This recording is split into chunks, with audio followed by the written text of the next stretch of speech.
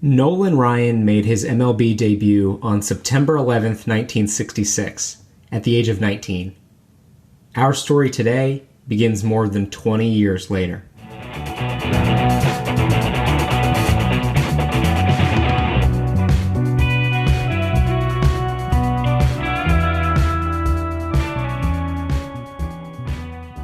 I'm Connor Grohl, and this is Slept on Sports, the podcast that takes interesting, lesser-known sports stories you could say have been slept on, and brings them back into the light. I know what you're thinking. Connor, Nolan Ryan is not a slept-on story. He's one of the great pitchers of all time, a Hall of Famer, an 8-time All-Star, and the all-time strikeouts leader in MLB history. And if we were talking about Nolan Ryan's entire career, you'd be right. But we're not. On this episode, we'll be focusing exclusively on Nolan Ryan's accomplishments after the age of 40. It's the first part of a 3-part mini-series on pitchers. Recently, there have been several incredible accomplishments made by athletes that should be on the tail end of their careers. A few examples would be Phil Mickelson winning the PGA Championship at age 50, Tom Brady winning his 7th Super Bowl and 5th Super Bowl MVP at age 43, and LeBron continuing to be, well, LeBron, in his 18th season, having already played the 3rd most minutes in NBA history, regular season and playoffs combined. But a uniting factor with all of these athletes is that they've already peaked, and their longevity and continued success is more about staying on top rather than rising to new heights, or rather, staying as close to their peak as possible for as long as possible. Nolan Ryan was a different animal. He could have retired before his 40th birthday and easily been a Hall of Famer. But I'm here today to argue that Nolan Ryan was better after his 40th birthday than before it. The Ryan Express pitched 7 seasons after his 40th birthday, the first 2 coming with the Houston Astros and the latter 5 with the Texas Rangers. In all, he played in 27 seasons during his career, 1966 and then 1968 to 1993. That has him tied with Cap Anson for the most seasons played all time, and since Anson played exclusively in the 19th century, it makes Ryan the player who has played the most seasons in the modern era. In his age 40 season in 1987, Nolan Ryan led the NL with a 2.76 ERA. However, due to incredibly poor run support from the Astros, his record finished at just 8-16. In addition to leading the NL in ERA, he led the entire MLB in strikeouts. Strikeouts were more or less Nolan Ryan's calling card during his career. He finished with 5,714 Ks, the most by a long shot in MLB history. Only 3 players are within even 2,000 strikeouts all time, and only 18 pitchers have even half as many as Nolan Ryan.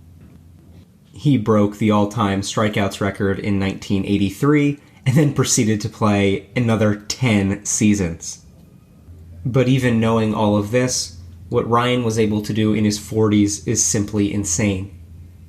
After leading the entire MLB in strikeouts in 1987, he led the National League in strikeouts in 88, and then after moving to the Rangers, led the entire MLB in strikeouts in 89, and the American League in strikeouts in 1990.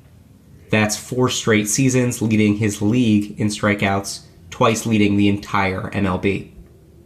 Additionally, from his age 40 season in 1987 to his age 44 season in 1991, he led his league in strikeouts per 9 innings all 5 years, leading the MLB 4 times. In 1989, at age 42, Nolan Ryan had his final All-Star selection, finishing that season with a record of 16-10 and an ERA of 3.20. He also struck out 301 batters, becoming the first player to strike out 300 in the AL since 1977. The pitcher that did that? Well, that was also Nolan Ryan, of course. In 1989, he also recorded his 5,000th career strikeout, and the victim was Rickey Henderson. In all, Nolan Ryan had 1,437 strikeouts after turning 40. For some perspective, at the time of recording, Jacob deGrom only has 1,433 strikeouts for his entire career. Jake Arrieta similarly has fewer than Ryan after 40, with just 1,388 for his career.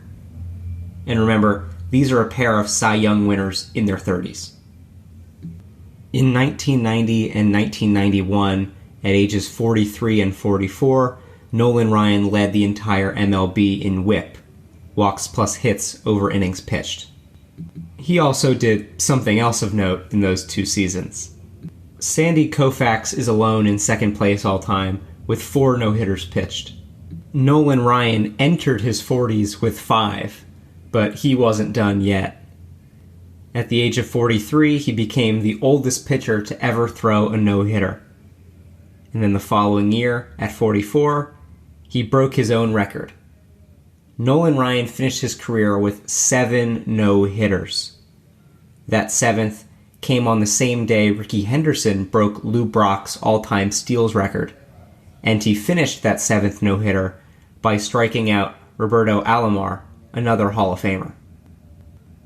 Ryan's final season came at the age of 46 in 1993, where his starting catcher was a 21-year-old Ivan Pudge Rodriguez, yet another Hall of Famer. Ryan's career ended 2 starts earlier than expected when he tore a ligament in his arm on September 22, 1993. After the injury, he was still able to throw one final pitch. It was measured at 98 miles per hour. Ryan finished his career post the age of 40 with 196 starts, a record of 71 and 66, and an ERA of 3.33. But while both his winning percentage and ERA were better before the age of 40, just about everything else improved afterwards.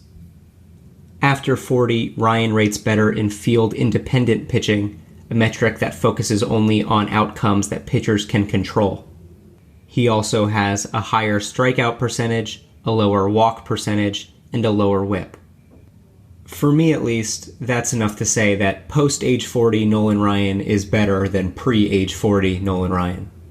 But before I leave you, I just want to share one more angle on how insanely long Nolan Ryan's career was. In 1968, Ryan's first full season in the majors, his salary was $8,500. Then in 1980, at age 33, he became the first $1 million player in baseball. His highest salary, $4.2 million, came in 1992, when he was 45 years old. That's right, this man played so long and so well that he started out making $8,500 and near the tail end made $4.2 million. That is insane. Just like Nolan Ryan's career after 40. Thanks for listening to this week's episode of Slept on Sports. If you enjoyed the podcast, give it a rating and a review and share with your friends. There are 2 more pitcher episodes coming soon. As always, I've been Connor Grohl, and until next time, stay sleepin'.